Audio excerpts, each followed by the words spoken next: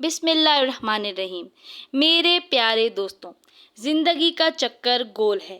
جہاں سے ہم نے سفر شروع کیا ہوگا، اختتام یعنی مکافات عمل ہمیں وہیں لا کر پٹکے گا۔ مگر اس بات کو بھول کر انسان شیطانی وسوسوں کا شکار ہو کر بہک جاتا ہے۔ 2 ہفتوں سے سوشل میڈیا پر گردش کرتی مکروہ کہانی بھی کچھ ایسی ہی ہے، مگر یہ ایک روایتی ایکسٹرا میریٹل افیئر نہیں کہ ایک شادی شدہ عورت کسی دوسرے مرد سے تعلق بنا لیتی ہے، بلکہ اس کہانی میں اس گناہ کے ساتھ بے دریغ جھوٹ، ڈھٹائی، کالا سیاہ دل لیے سفاکیت لیے ایک عورت کا کردار ہے۔ آمنہ لاہور جوہر ٹاؤن کی رہائشی فرحان کی بیوی اور 3 بچوں کی ماں ہے۔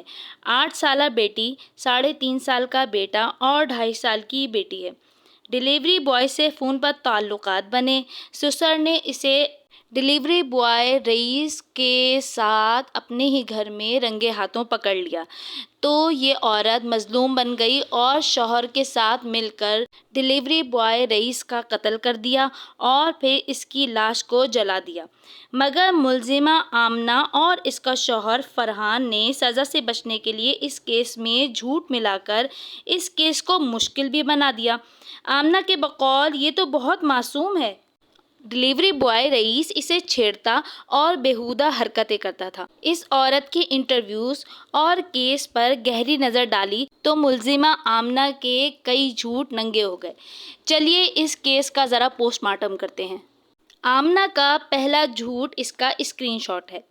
قاتلہ کہتی ہے کہ اس نے ویڈیو کال غلطی سے ریسیو کی، تو کوئی بتائے کہ ایک پاکستانی عورت پہلی بات تو کسی انجان شخص کی ویڈیو کال ریسیو نہیں کرتی، اور اگر غلطی سے کر بھی لے تو چہرے پر مسکان، آنکھوں میں چمک لیے کسی ایسے شخص جو اسے گندے میسج کرتا ہے اور بیہودہ باتیں کرتا ہے، اس سے ویڈیو کال پر ایسے ہنس ہنس کے کیسے بات کر سکتی ہے؟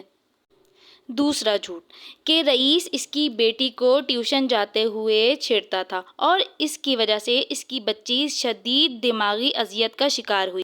حالانکہ آمنہ کے ہی بقول جب رئیس اور آمنہ بیڈ روم میں تھے تو بچی کمرے میں کسی انجان انسان کو دیکھ کر پریشان ہو گئی۔ اگر رئیس بچی کو چھیڑتا تھا تو وہ بچی کے لیے انجان کیسے ہوا؟ تیسرا جھوٹ بھی اس ہی سے جڑا ہے کہ رئیس ٹیوشن جاتے ہوئے بچی کو چھیڑتا تھا۔ کیسے چھیڑ سکتا ہے؟ بچی کو تو دادا ہی لینے جاتے تھے اور چھوڑنے جاتے تھے۔ آمنہ نے جھوٹ پر جھوٹ بول کر خود کو ہی اس کہانی میں مجرم ثابت کر دیا ہے۔ تیسرا جھوٹ کہ قتل کے وقت وہ وہاں موجود ہی نہیں تھی، تو رئیس کے ہاتھ پاؤں کس نے باندھے؟ اتنی بڑی کارروائی ہو گئی اور آمنہ گھر پر موجود تھی اور وہ اس بات سے انجان رہی۔ اس قتل میں ایک نہیں کئی شیطانی پہلو ہیں۔